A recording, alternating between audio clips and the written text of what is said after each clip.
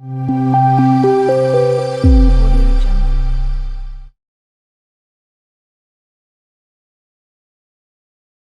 Everyone. आज हम contract act में काफ़ी रेलेवेंट टॉपिक के बारे में डिस्कशन करेंगे और हम लोग पढ़ेंगे कि कॉन्ट्रैक्ट एक्ट में फ्री कंसेंट के बारे में, और कोशिश करेंगे पूरा टॉपिक हो जाए, अदरवाइज दो पार्ट्स में करें।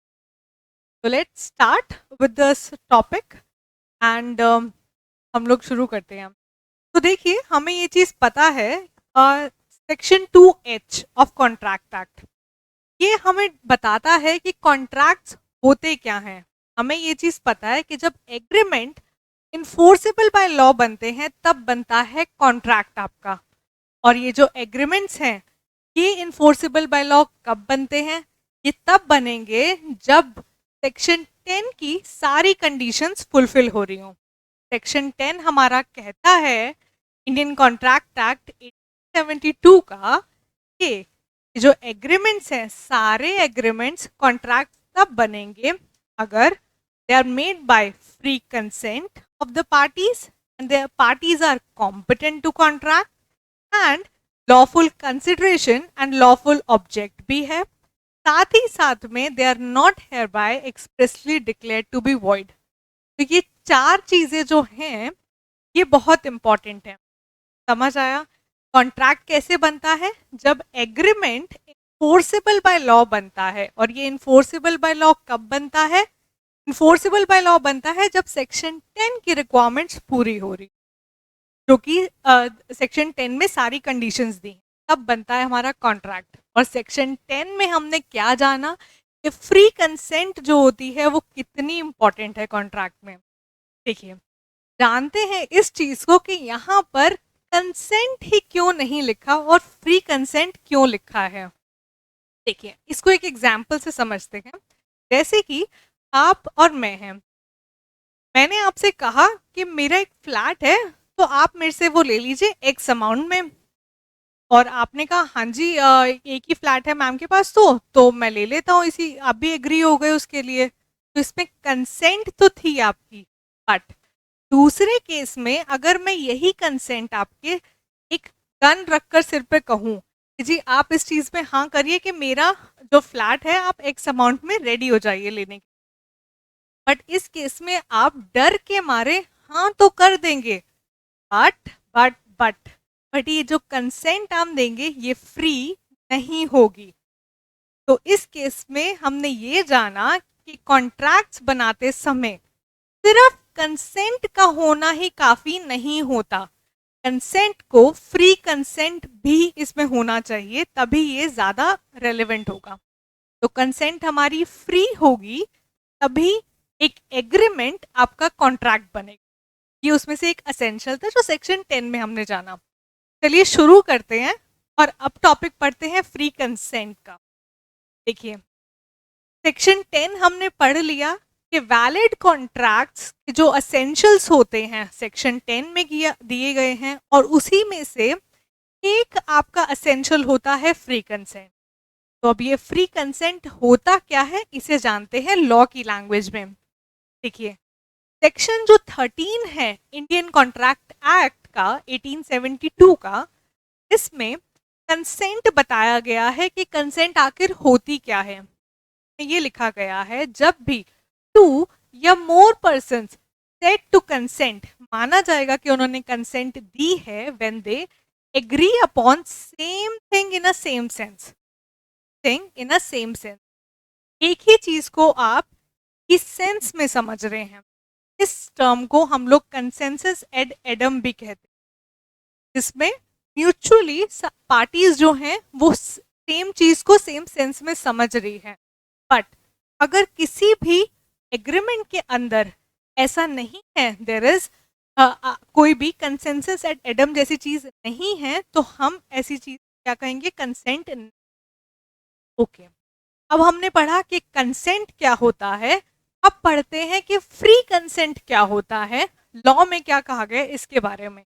इसके लिए हमें जाना पड़ेगा सेक्शन 14 के बारे। सेक्शन 14 कहता है एक free consent, consent free consent क्या होती है consent is said to be free when it is not caused by, जब भी कंसेंट अगर ली गई है, अगर इन फैक्टर्स से इन्फ्लुएंस नहीं है, it is not caused by coercion, undue influence, fraud, misrepresentation and mistake.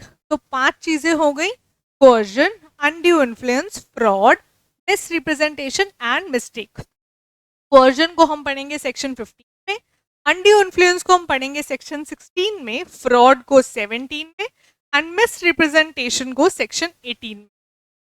Mistake के बारे में सेक्शन 20, 21 एंड 22 में दिया गया। तो ये जो हमने ऊपर फैक्टर्स पढ़े, इन फैक्टर्स में हम कह सकते हैं कि कॉन्ट्रैक्ट जो है वो वॉइडेबल होते हैं, मतलब कि आप उन कॉन्ट्रैक्ट्स को अवॉइड कर सकते हैं। इसके ऑप्शन में उस ऑप्शन वो पार्टी ये ऑप्ट कर सकती है जिसकी कंसेंट इन फैक्टर्स से ली गई हो। तो वॉइडेबल कब होंगे कॉन्ट्रैक्ट? जब भी agreement is caused by coercion, undue influence, fraud and misrepresentation. इसमें 4 चीजें हैं, मिस्टेक नहीं है। तो वॉइडेबल किस चीज में हुआ? Coercion, undue influence, fraud and misrepresentation. But agreement void होगा कब? मिस्टेक के केस में, but which is subject to section 20, 21 and 22। से हम आगे डिटेल में पढ़ेंगे। तो चलिए let's start with coercion section 15, जो कि एक फैक्टर है जो कि फ्री कंसेंट को इन्फ्लुएंस करता है। अगर कभी भी कोअर्जन से ली गई कंसेंट फ्री हमारी नहीं कहलाई जाएगी। तो आइए पढ़ते हैं लॉ में इसके अंदर क्या कहा है कोअर्जन के बारे में। देखिए, कोअर्जन को डिफाइन किया गया है सेक्शन 15 के अंदर, जिसके अंदर बोला गया है कि जो कोअर्जन होता है इज द कमिटिंग और threatening to commit any act forbidden by IPC. या तो कोअर्जन से कोई एक्ट कमिट हो रहा है या फिर धमकाया जा रहा है कि कमिट कर देंगे। ऐसे एक्ट वो एक्ट जिसकी मनाही की गई है आईपीसी के अंदर, या फिर कोई भी अनलॉफुल डिटेनिंग या फिर थ्रेटनिंग टू डिटेन। देखिए यहाँ पे वर्ड अनलॉफुल लिखा है, लॉफुल डिटेंशन नहीं। आपने कोई चीज जब्त करी है अनलॉफुल तरीके से, एंड या फिर आप उसे धमका रहे हैं, थ्रेटन कर रहे हैं कि डिटेन कर देंगे किसी भी प्रॉपर्टी को, to the prejudice of any person whatever, with the intention of causing any person to enter into an agreement. आप ये सब कर रहे थे, ये सारे एक्ट्स जिसमें आपने थ्रेटनिंग भी करी टू कमिट, कोई भी एक्ट फॉरबिडन बाय आईपीसी हो या फिर डिटेंशन का जो ये एक्ट था, ये आपने क्यों करा? ये विद इंटेंशन करा कि आप पर्सन को एग्री करा सके कि वो एग्रीमेंट में एंटर हो जाए। चलिए आइए ये टर्म समझते हैं डिटेल में। कमिटिंग और threatening to commit any act forbidden by IPC. चलिए इसे एक एग्जाम्पल से समझते हैं। ये ए है और ये बी है। ए ने थ्रेटन करा बी को, कैसे? कि अगर बी ने अपनी प्रॉपर्टी ए को सेल नहीं करी at a stated price, let's say x amount में सेल नहीं करी, तो वो उसको शूट कर देगा। तो ऐसे में अगर बी ने हाँ भी भर दी कि प्रॉपर्टी को मैं प्रॉपर्टी के रिलेटेड, ऐसे केस के अंदर क्या कंसेंट फ्री होगी? नहीं। ऐसे केस में कंसेंट आपकी फ्री नहीं होगी, क्योंकि it is obtained by coercion. Shoot करना या धमकाना कि शूट करेंगे, ये कैसा एक्ट है? It is forbidden by IPC. तो हम कहेंगे consent is obtained by coercion. But ये भी अब हमें पता है कि जो लॉज हैं हमारे, वो इंडिया में तो एप्लीकेबल है ही हैं। बट व्हाट इफ कि किसी को कोर्स किया गया हो इंडिया से बाहर, बट इन्फोर्स किया गया हो इंडिया के अंदर, ऐसे केस में प्रॉब्लम अराइज होती है। तो क्या चीज इसमें हम लोग अप्लाई करेंगे, क्या नहीं? इसी का जवाब हमें कॉन्ट्रैक्ट एक्ट खुद ही देता है, जिसमें वो बोलता है कि ये बिल्कुल भी इममटीरियल है कि आईपीसी जो है वो फोर्स में है या नहीं है उस प्लेस पे जहां पे कोअर्जन दिया गया हो या फिर एम्प्लॉय किया गया हो। इसे हम इलस्ट्रेशन से समझते हैं। लेट्स से ये ए है, ये एक इंग्लिश शिप में और हाई सीज, हमें पता है कि हाई सीज पे लॉज इंडिया के एप्लीकेबल नहीं। ए ने बी को कोर्स करके कहा कि आप एक कॉन्ट्रैक्ट में एक एग्रीमेंट में एंटर हो जाइए, ठीक है। कैसे?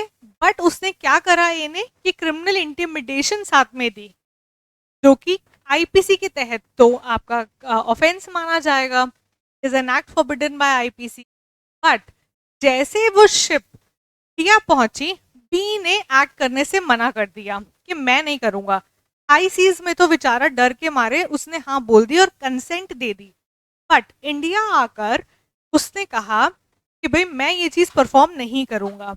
और जब ए ने सू करा कोर्ट के अंदर, एट दैट टाइम कोर्ट ने ये कहा कि देखिए ऐसा है कि जो आपने कंसेंट ली थी ना बी की, कंसेंट तो बेशक उसने दे दी थी, राजी तो हो गया था वो एग्रीमेंट में एंटर होने के लिए, बट ये जो आपने कोअर्जन दिया था, हालांकि हाई सीज के तहत तो आईपीसी एप्लीकेबल नहीं, बट कोअर्जन जो है वो इंडिया पे तो एप्लीकेबल है ना, वो तो ऑफेंस माना जाएगा।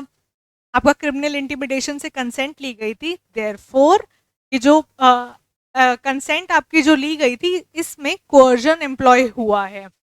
तो हम कहेंगे कि आप आईपीसी जो है इममटेरियल रहेगा कि आईपीसी उस जगह में एप्लीकेबल है, फोर्स में है या नहीं है, जहां पे भी कोअर्जन एम्प्लॉय किया गया हो, ठीक है। चलिए आगे पढ़ते हैं और इसका सेकेंड पार्ट देखते हैं जो हमने डेफिनेशन में पढ़ा, जो कि है अनलॉफुल डिटेनिंग ऑफ प्रॉपर्टी। इसमें कहा गया है कि देखिए डिटेंशन ऑफ प्रॉपर्टी अगर अनलॉफुल ना हो, that is it, if it is not unlawful, का मतलब कि अगर लॉफुल डिटेंशन है तो ऐसे केस में कोअर्जन आपका नहीं माना जाएगा। सिर्फ और सिर्फ अनलॉफुली डिटेंशन ऑफ प्रॉपर्टी को ही हम कोअर्जन के केस में लेंगे। इसे हम एक एग्जाम्पल से समझते हैं जिसमें कोअर्जन हो सकता है, जैसे कि एक प्रिंसिपल है, प्रिंसिपल का एजेंट है, अब वो जा रहा है, उसके पास कुछ अकाउंट्स की बुक्स थी, मगर अब वो क्या कर रहा है, रिफ्यूज कर रहा है कि मैं नए एजेंट को वो बुक्स ऑफ अकाउंट्स नहीं दूंगा अनटिल जो प्रिंसिपल है वो एग्जीक्यूट नहीं कर रहा रिलीज इन हिज फेवर। तो ऐसे केस में हम क्या कहेंगे, वो क्या कर रहा है, दिस इज कोअर्जन, ठीक है। अनलॉफुली डिटेन कर रहा है वो बुक्स ऑफ अकाउंट्स जो कि प्रिंसिपल के हैं, ठीक है।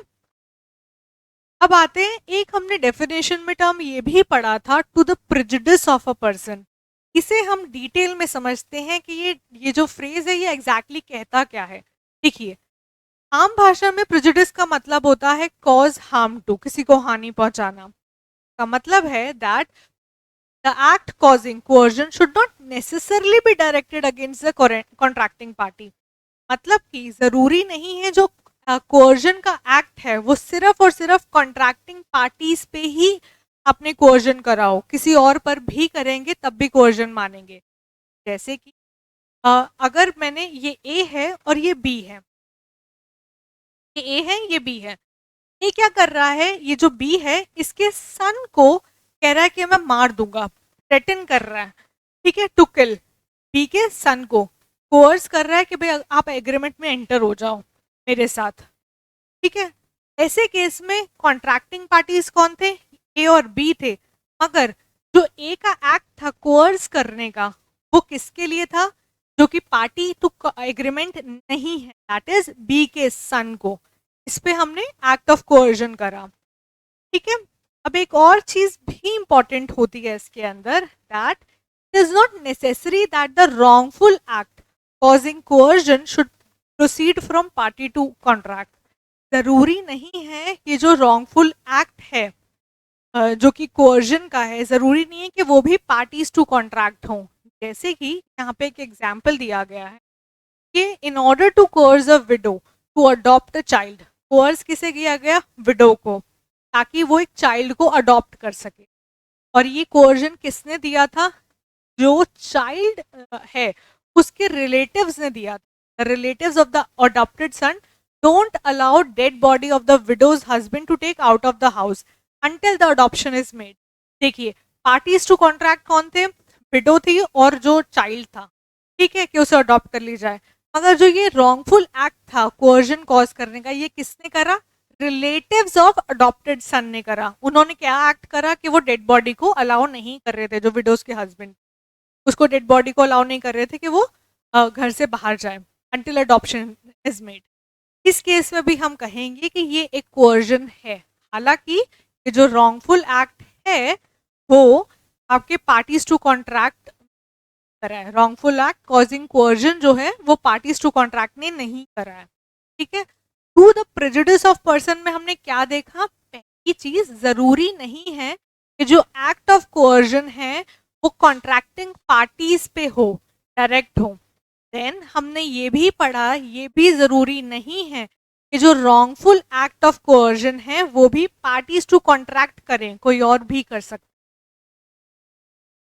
देखिए, ये भी चीज बहुत इंपॉर्टेंट हो जाती है जानना कि जब भी स्टैट्यूटरी कंपल्शन होती है इज नो हार्म। जब भी स्टैट्यूट रिक्वायर करता है कि कॉन्ट्रैक्ट एंटर होए, तो अगर कंसेंट ऐसे केस में हम नहीं मानेंगे that it is deemed to be caused by coercion, undue influence, fraud, misrepresentation and mistake. ठीक है, तो हम इस चीज में ये नहीं मानेंगे।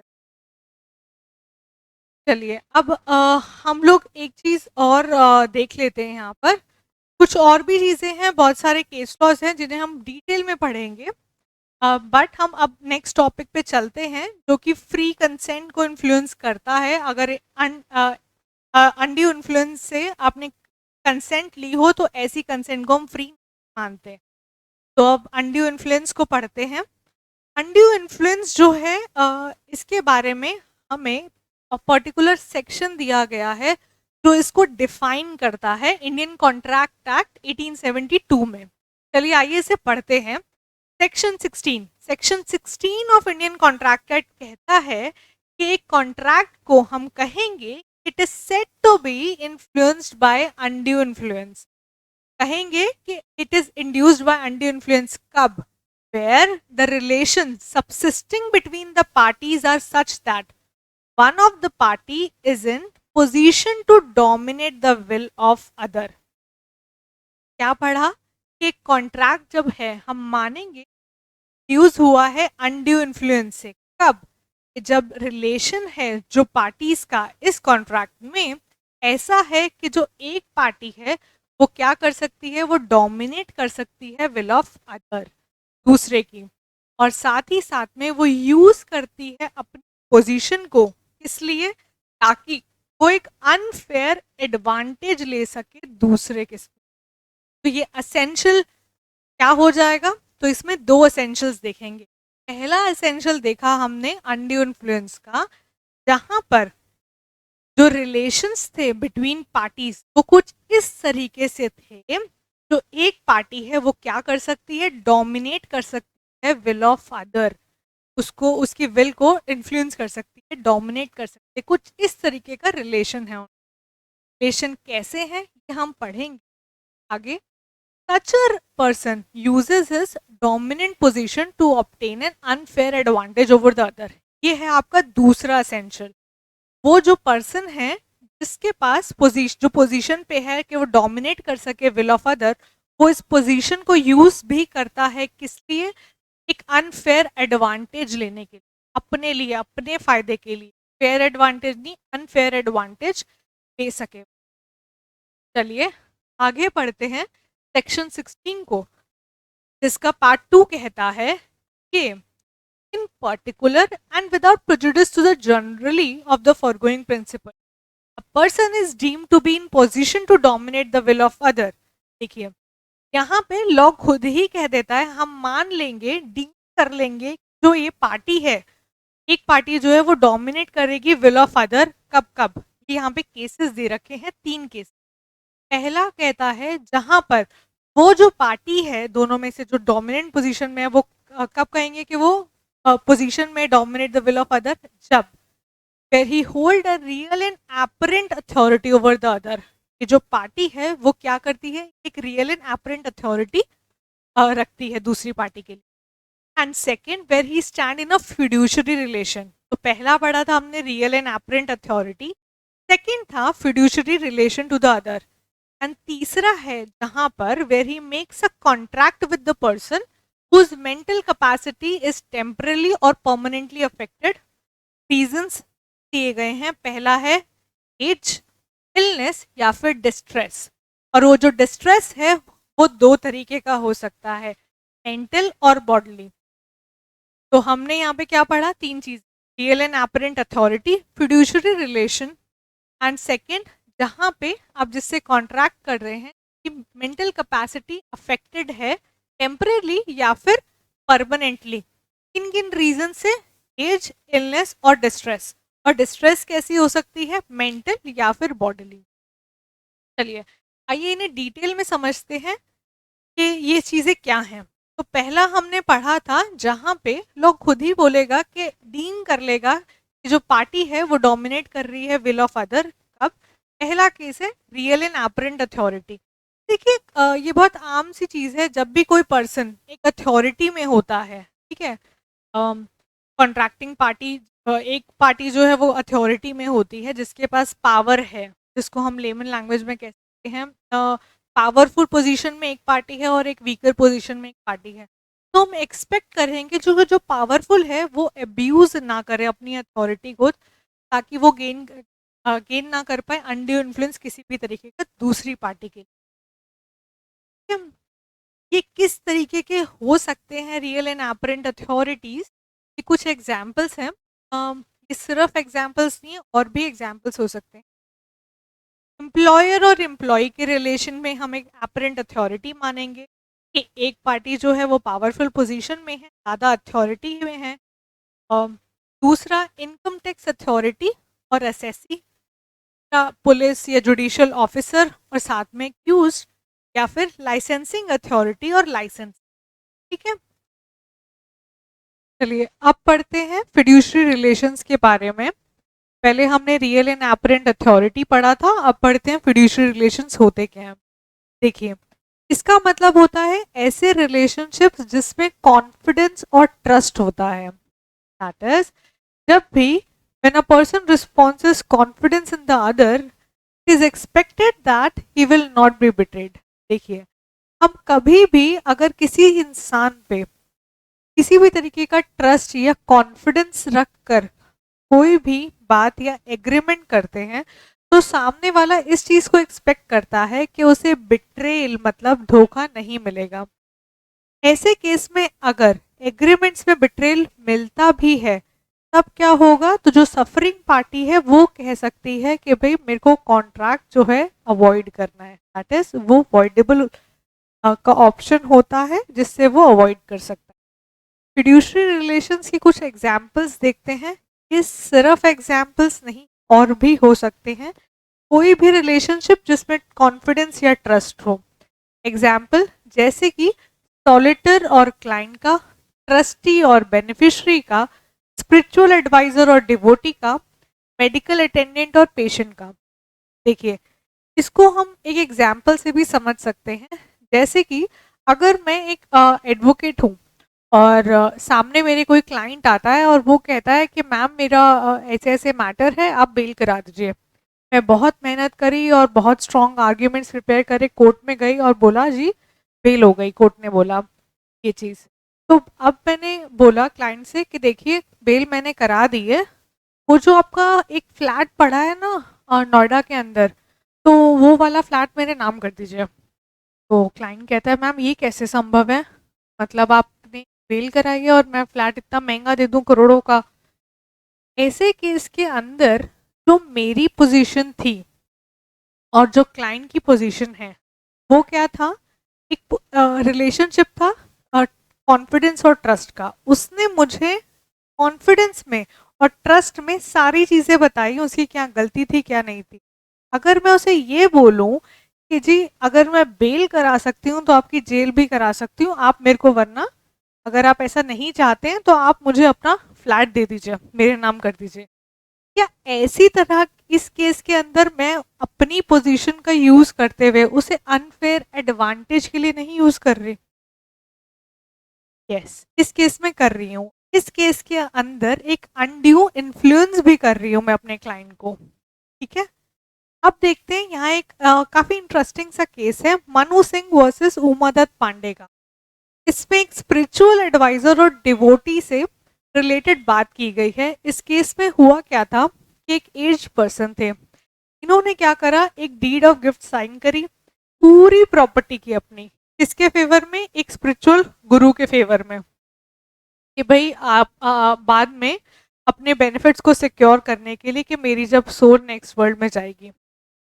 इस केस के अंदर हम कह सकते हैं कि जो स्पिरिचुअल गुरु थे वो एक डोमिनेंट पोजीशन में थे, और जो ये पर्सन था ये क्या थे, ये डिवोटी थे।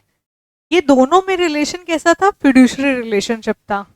ठीक है, अब आगे बढ़ते हैं, क्या कहानी हुई थी इसके अंदर।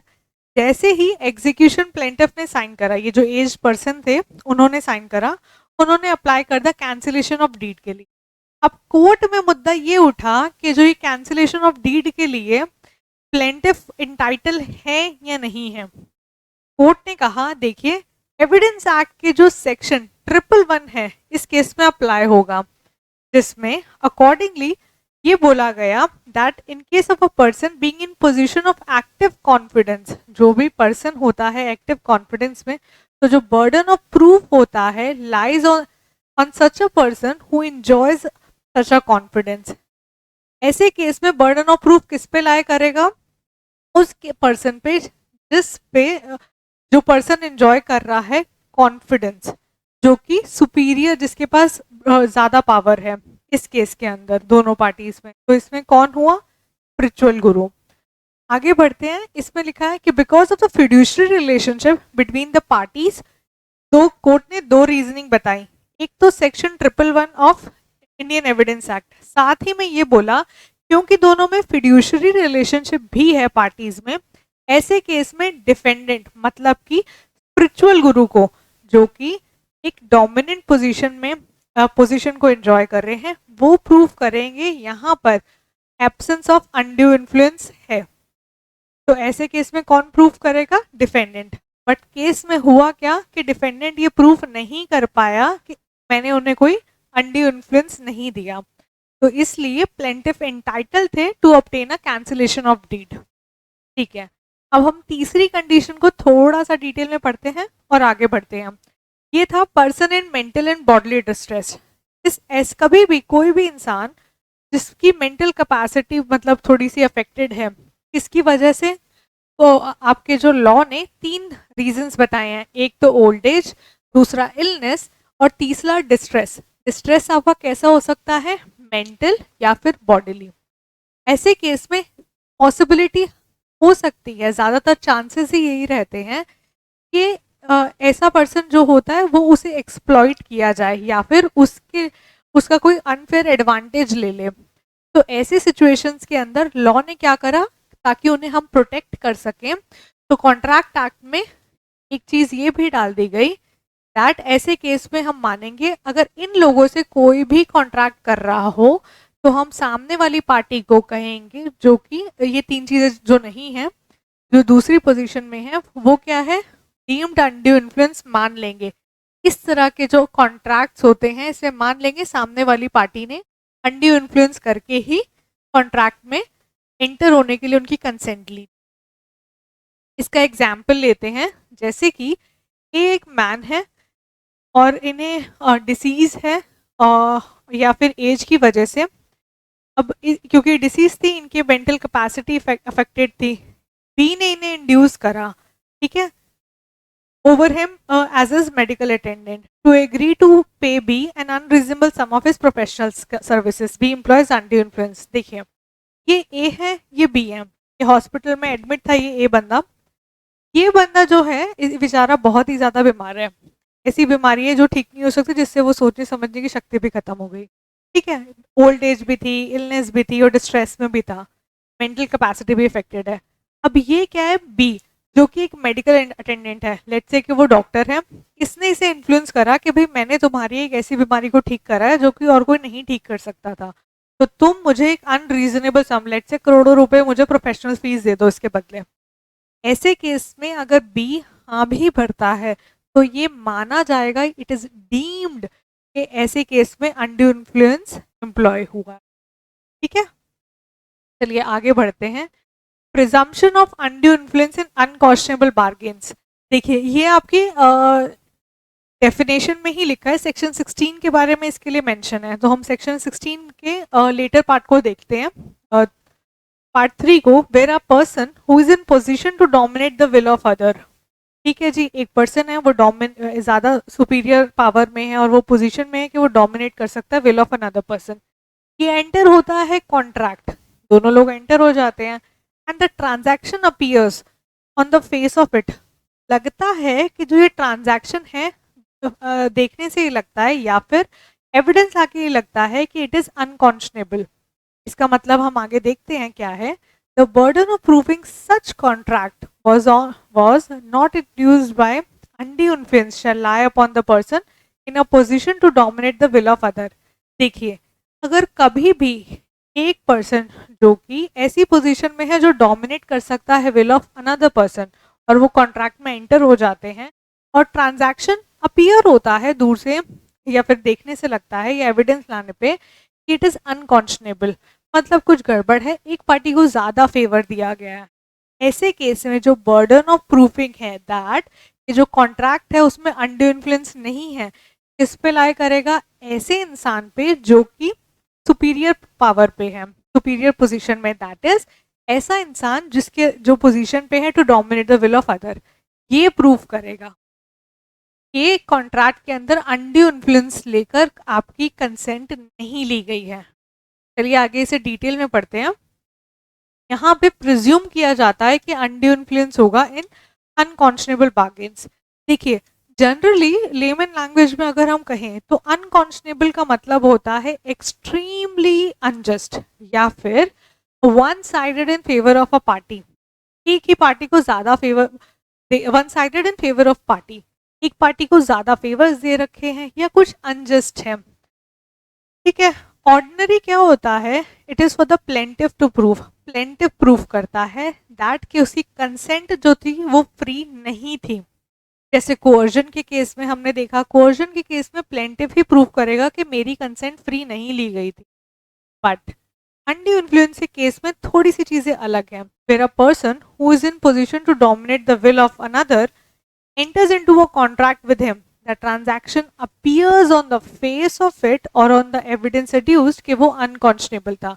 ऐसे केस में burden of proving कि जो कॉन्ट्रैक्ट है वो undue influence से इंड्यूस नहीं किया गया है, किस पे लाए करेगा? ऐसे पर्सन पे जो कि ऐसी पोजीशन में है जो डोमिनेट कर सकता है विल ऑफ अनदर, दूसरी पार्टी पे। ठीक है, डिफेंडेंट पे। आइए एक एग्जाम्पल से समझते हैं। यहाँ पे ए है, बीइंग इन डेब्ट टू बी, पैसे लिए थे जी। बी क्या है? एक मनी लेंडर है विलेज का। ये ए है, ये बी है। बी कौन है? बहुत सुपीरियर पावर पे है, ये मनी लेंडर है विलेज का। ये कॉन्ट्रैक्ट करता है fresh loan on a term which appear to be unconscionable. मान लो कि ये बी से बी जो है वो ए के साथ कॉन्ट्रैक्ट से एंटर करता है, बट कैसे? बहुत हाई रेट ऑफ इंटरेस्ट लेकर। इट लाइज ऑन बी, ये किस पे बर्डन ऑफ प्रूफिंग किस पे लाई करेगा कि जो ये कॉन्ट्रैक्ट है उसमें अनड्यू इन्फ्लुएंस नहीं है, किस पे? बी पे लाई करेगा जो कि मनी लेंडर है विलेज का, कि वो प्रूफ करे कि जो कॉन्ट्रैक्ट था वो इंड्यूस्ड नहीं है अनड्यू इन्फ्लुएंस से। इस केस में प्लेंटिव जो है ए वो इस चीज को प्रूफ नहीं करेगा। ठीक है, चलिए दूसरा एग्जाम्पल देखते हैं। ए ने अप्लाई करा, एक ए है, इससे अप्लाई करा बैंकर को फॉर अ लोन। ठीक है, at a time when there is a stringency in a money market, market मंदी चल रही थी। ए ने अप्लाई करा बैंकर को लोन के लिए। बैंकर ने मना कर दिया कि भाई हम आपको लोन नहीं दे सकते एक्सेप्ट कि आपको हाई रेट ऑफ इंटरेस्ट देना पड़ेगा। ऐसे केस में ए ने एक्सेप्ट कर दिया लोन उन्हीं टर्म्स पे जो कि बैंकर ने कहा। इस ट्रांजैक्शन को हम कहेंगे कि जो कॉन्ट्रैक्ट हुआ is not induced by undue influence, but reasoning ये थी इसकी कि एक ऑर्डिनरी कोर्स ऑफ बिजनेस था, ये चीज सब पे लागू हुई थी। ऐसा नहीं है बेचारे ए को ही बैंकर ने लूटा है या फिर उसने अपनी पोजीशन का अनफेयर एडवांटेज लिया है या फिर वो एक डोमिनेंट पोजीशन पे था। मार्केट के हालात ही ऐसे थे, सब पे ये चीज एप्लीकेबल थी। ठीक है, तो इट वाज दिस ट्रांजैक्शन हम कहेंगे this transaction was an ordinary course of business. ठीक है, आगे चलते हैं। ये इफेक्ट ऑफ अनड्यू इन्फ्लुएंस क्या होता है? देखिए, ऐसा है कि जब भी इसके अंदर पहली चीज है, अगर हमारा कोई कॉन्ट्रैक्ट एंटर भी हो गया, कंसेंट भी ले ली गई, मगर पता चला कि जो कंसेंट थी वो इफेक्टेड थी बाय एन अनड्यू इन्फ्लुएंस, तो ऐसे केस में कोर्ट के पास पावर होती है कि वो सेट असाइड कर सके contract induce by undue influence. जो पार्टी सुपीरियर पोजीशन में नहीं थी, उसके पास ये पावर है कि वो एग्रीमेंट को अवॉइड कर सके, क्योंकि जो ऐसे कॉन्ट्रैक्ट्स होते हैं वो अवॉइडेबल होते हैं किसके ऑप्शन में, जिसकी कंसेंट ली गई है। जैसे कि अब इसे समझते हैं कि ये ए है और ये बी है। अब ए जो है इसकी कंसेंट ली गई अनड्यू इन्फ्लुएंस के द्वारा, आइदर रियल या एपरेंट अथॉरिटी थी या कोई भी रीजनिंग, इससे कंसेंट तो ले ली गई बट अनड्यू इन्फ्लुएंस था। बाद में अगर जो ये पर्सन है वो मना कर सकता है इसको अफेक्ट करने के लिए कॉन्ट्रैक्ट को, रीजन भी इसकी कंसेंट जो थी it was induced by undue influence, और वो इस कॉन्ट्रैक्ट को सेट असाइड कर सकता है। वेयर एनी सच कॉन्ट्रैक्ट में बी सेट असाइड, या तो एब्सोल्युटली सेट असाइड कर दी गई है, या फिर और the party who was entitled to avoid has received any benefit thereunder, in such case terms and condition as to the court may seem just। देखिए, अगर कभी भी कॉन्ट्रैक्ट ऐसे केस में अगर सेट असाइड कर दिए गए हैं, या तो जो एब्सोल्युटली कर दिए गए हों, या फिर ये जो पार्टी थी वो इंटाइटल टू अवॉइड, मतलब कि जो अवॉइड कर सकती थी कॉन्ट्रैक्ट को, उसने कोई बेनिफिट रिसीव करा है, तो कोर्ट डिसाइड करेगा उन टर्म्स एंड कंडीशन पे जो उन्हें जस्ट लगेंगे। देखिए, आइए इसमें एग्जाम्पल बी देखते हैं। ए है, ये एक मनी लेंडर है, इसने 100 रुपए बी को दिए। ठीक है, ये बी एक एग्रीकल्चरिस्ट है। इस केस में हमारा डोमिनेंट पोजीशन पे कौन है? ए हमारा जो मनी लेंडर है वो डोमिनेंट पोजीशन पे है। ठीक है, एंड बाय अनड्यू इन्फ्लुएंस इसने क्या करा, बी को इंड्यूस करा ताकि वो एक एग्जीक्यूट कर सके बॉन्ड को 200 रुपए का। मनी तो आपने जो लेंड करे हैं वो सिर्फ 100 रुपए के करे हैं, मगर बॉन्ड आप साइन करा रहे हो 200 रुपए का, साथ ही में इंटरेस्ट भी ज्यादा ले रहे हो 6% का पर मंथ। ऐसे केस में कोर्ट जो है वो सेट असाइड कर सकता है बॉन्ड को, ordering be to repay ₹100 with such interest as may seem just. इसमें कोर्ट डिसाइड करेगा। ठीक है, तो हमने इसके अंदर आपका कंसेंट और फ्री कंसेंट के बारे में पढ़ा कि कॉन्ट्रैक्ट्स में फ्री कंसेंट क्यों इम्पॉर्टेंट है, और सिर्फ कंसेंट का होना ही काफ़ी नहीं होता। और हमने साथ में ये भी पढ़ा कि जो कोअर्जन होता है, कोअर्जन के बारे में हमने पढ़ा, और अनड्यू इन्फ्लुएंस के बारे में काफ़ी डिटेल में पढ़ी चीज़ें हमने। ये फैक्टर्स हैं, इनसे अगर कोअर्जन या अनड्यू इन्फ्लुएंस से अफेक्ट होके कोई भी कंसेंट अगर ली गई है, तो ऐसी कंसेंट हमारी फ्री नहीं होती है। चलिए, ये चीज़ हम यहीं पे फिनिश करते हैं, और बाकी पार्ट हम लोग लेटर क्लास में पढ़ेंगे। बाकी चीज़ें हम लोग लेटर क्लास में पढ़ेंगे। तब तक के लिए बाय बाय।